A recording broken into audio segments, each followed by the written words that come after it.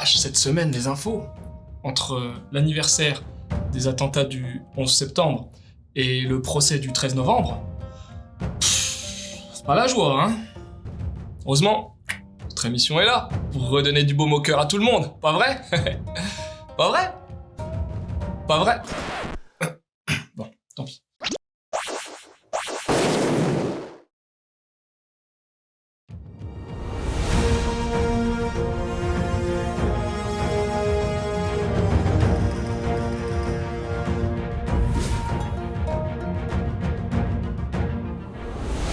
Bonjour à tous les gagas de manga et salutations aux autres également.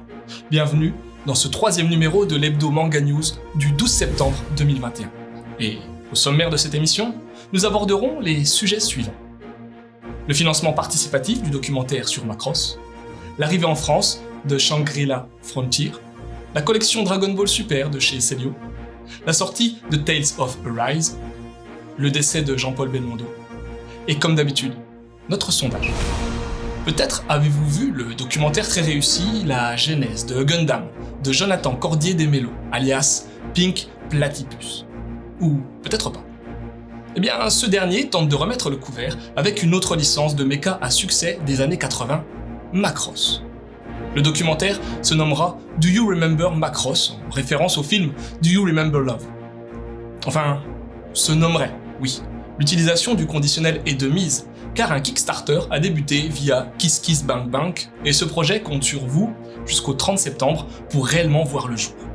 Ce doc permettra d'en apprendre davantage sur les origines de la série, mais également sur son adaptation américaine, Robotech. Alliant images d'archives, interviews et moult documents en haute résolution inédits, il sera, comme pour Gundam, disponible gratuitement en VF sur Vimeo. Pour le moment, le crowdfunding est environ à 30%, alors on compte sur vous pour les dons. Ah. Allô? Oui, c'est bien le 3839. Un don de 10 000 €? Ah, merci infiniment. Bon ben ça y est, on a atteint les 100%. Vous pouvez me donner votre nom s'il vous plaît? Faire foutre. Très bien. Et votre prénom? Vous pouvez l'appeler? V-A-T-E. Merci encore. Cool. Tous les ans, on attend que les mangas à succès du Japon débarquent en France. Eh bien, mercredi dernier, Glénat nous proposait en librairie Shangri-La Frontier, le hit manga dessiné par Fuji Ryosuke, adaptant le light novel de Catalina. Pour le moment, seul le volume 1 est dispo chez nous, tandis qu'au Japon, déjà 5 tomes sont dans la place. Si vous achetez ce volume 1, vous aurez la chance d'obtenir en cadeau 8 stickers de la licence offerts par votre libraire si celui-ci participe à l'opération. Sinon, vous aurez que dalle. Comme moi. Côté histoire, Shangri-La Frontier narra les aventures de Shunraku, un fanat de jeux vidéo qui s'est spécialisé dans les jeux merdiques, et son péché mignon, c'est de réussir à les torcher, si je puis dire. Ce dont il ne se doutait pas, c'est que ses skills dans le domaine allaient fortement lui servir sur le MMORPG du moment, Shangri-La Frontier. Bien entendu, si j'évoque un joueur qui s'amuse à tester des bouses, cela vous fera indubitablement penser au célèbre youtubeur AVGN, Angry Video Game Nerd. Celio, ce n'est pas la fusion improbable entre Cell et Piccolo. Et pourtant, il y a bel et bien un lien avec Dragon Ball. Dragon Ball Super, pour être précis. En effet, Celio, l'entreprise de prêt-à-porter, a lancé le 7 septembre une gamme de vêtements en lien avec DBS. T-shirts, sweats, mais également casquettes, bombers, sacoches, pantalons, mais aussi caleçons et même chaussettes seront disponibles à l'effigie des héros et des anti-héros de la licence. Si ça vous intéresse, rendez-vous dans votre boutique Celio ou bien sur le site internet directement.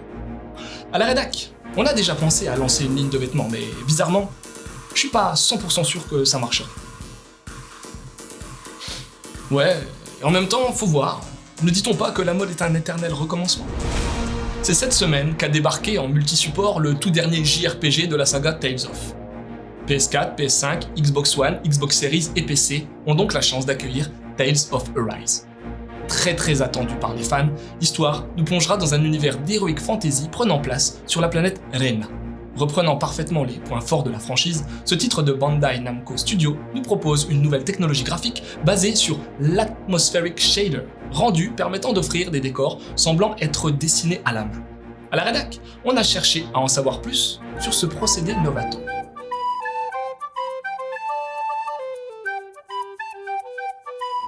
On dirait vraiment du dessin. C'est bluffant. Enfin, vous l'avez tous certainement entendu, lu ou bien vu, mais le cultissime acteur français Jean-Paul Belmondo nous a quittés ce lundi 6 décembre. Il était un des fers de lance du cinéma français, et il a fortement inspiré et influencé la culture japonaise à une époque. Saviez-vous que Simon Belmont, le protagoniste phare de la saga Castlevania, porte ce nom en référence à notre Jean-Paul national? Et puis, bien entendu, il suffit de regarder Cobra, le pirate de l'espace, pour voir à quel point Bebel a marqué toute une génération. Voici modestement notre petit hommage.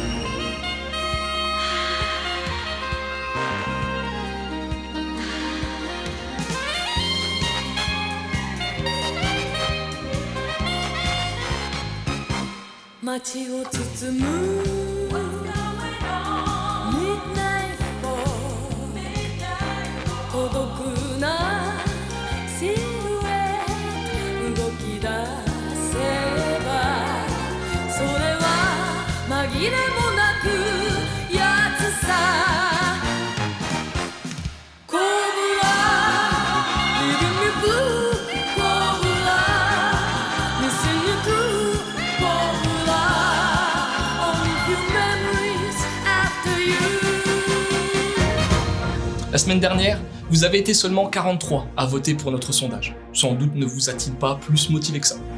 En tout cas, parmi les 3 titres proposés, c'est bel et bien Seirei-shi de Hanazawa Kengo qui vous attire le plus, avec 58% des votes. Cette semaine, on aimerait bien savoir ce que vous pensez des financements participatifs en lien avec l'animation japonaise. Et pour voter, il suffit d'aller dans l'onglet Communauté de la page d'accueil YouTube de Manga News. C'est ainsi que se termine cette édition de l'Hebdo Manga News du 12 septembre. Merci beaucoup d'avoir suivi ce programme et surtout, n'oubliez pas, durant la semaine, ne vous tenez pas informé de l'actu, sinon, on sert à rien. À la semaine prochaine.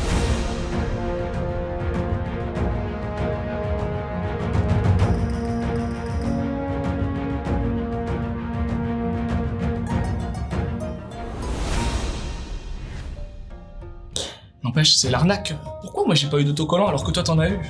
Je suis dégoûté. Tu peux me les montrer quand même, s'il te plaît, juste pour voir? Merci. Ils sont vraiment pas mal. Oh mais le manga!